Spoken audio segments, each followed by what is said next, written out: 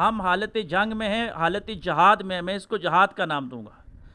اسلامی جمہوریہ پاکستان کی افواج، ہمارے اپنے ہزار اختلاف ہو سکتے ہیں اپنی افواج کے ساتھ، اپنی مقتدرہ کے ساتھ سیاسی اندرونی اختلافات ہوتے ہیں، ریاست ماں جیسی ہوتی ہے، ماں کے ساتھ بچوں کے اختلافات ہو جاتے ہیں، لیکن جو اب وقت آ گیا ہے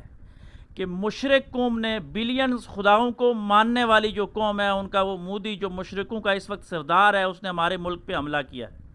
میں آج اس پلیٹ فارم سے آپ سے یہ گزارش کروں گا کہ ہم سب لوگ اتنا تو کر سکتے ہیں کہ سوشل میڈیا کے اوپر آپ سب لوگ غزوہ ہند کے سپاہی بن جائیں، اپنی پاک فوج کے شانہ بشانہ کھڑے رہیں۔ ہمارے لیے وہی سچ ہے جو D G I S P R کہہ رہے ہیں، ہمارے لیے وہی سچ ہے جو ہمارا وزیر اطلاعات کہہ رہا ہے۔ دشمن کے پروپیگنڈے پہ نہ جائیں، اور جنگ میں یہ اتار چڑھاؤ ہوتا رہتا ہے۔ اگر آج ان کے ڈرون راولپنڈی میں آ گئے ہیں، کسی وجہ سے ٹیکنیکل وجوہات ہوتی ہیں، یہ وہی جانتے ہیں کہ کب جواب دینا ہے، کیسے جواب دینا ہے۔ بعض اوقات جواب دیتے ہوئے اپنا زیادہ نقصان ہو جاتا ہے، اس لیے وہ حکمت عملی کا مظاہرہ کرتے ہیں۔ تو اس پہ ہمیں اس کو اس انداز کے ساتھ دیکھنا چاہیے۔ یہ نہیں کہنا چاہیے کہ ڈرون پنڈی تک آگے، بلکہ یہ کہنا چاہیے کہ ہم نے اتنے ڈرون گرا دیے ہیں۔ حضور علیہ الصلوۃ والسلام کی وہ مشہور حدیث کا مفہوم میں بیان کرتا چلوں کہ آپ سب کو معلوم ہوگا کہ ایک غزوہ میں مسلمانوں کی تعداد کم تھی، تو آقا علیہ الصلوۃ والسلام نے تھوڑا سپیس سے چلنے کا حکم دیا کہ چند چند قدم کا وقفہ ڈال کے چلو، کہا تاکہ دشمن پہ ہیبت قائم ہو جائے، وہ دیکھے کہ تم زیادہ ہو۔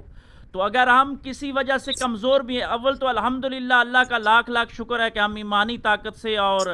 اسلحے کی طاقت سے اور ہر لحاظ سے جو ہے وہ مضبوط ہیں۔ ہمیں اللہ کی مدد پہ یقین ہے، حضور علیہ الصلوۃ والسلام کی توجہات پہ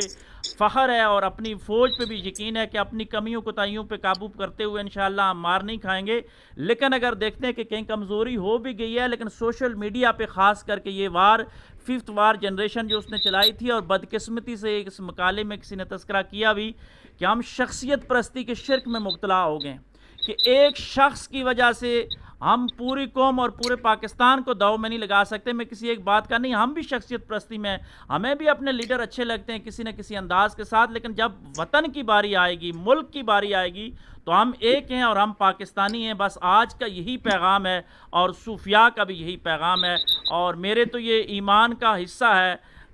کہ پاکستان کی جو فوج ہے، حضور علیہ الصلوۃ والسلام کے قدم مبارک ہماری طرف ہیں، اور حضور علیہ الصلوۃ والسلام کو میری دھرتی سے ٹھنڈی ہوائیں جاتی تھی،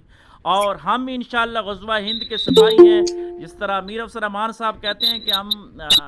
نظریاتی قلم کارواں جو ہے، یہ غزوہ ہند کا نظریاتی مورچہ ہے۔ ہم انشاءاللہ نظریاتی طور پہ اس پہ کام کریں گے، اور انشاءاللہ مجھے اللہ پہ یقین ہے کہ قیامت کے دن اللہ تبارک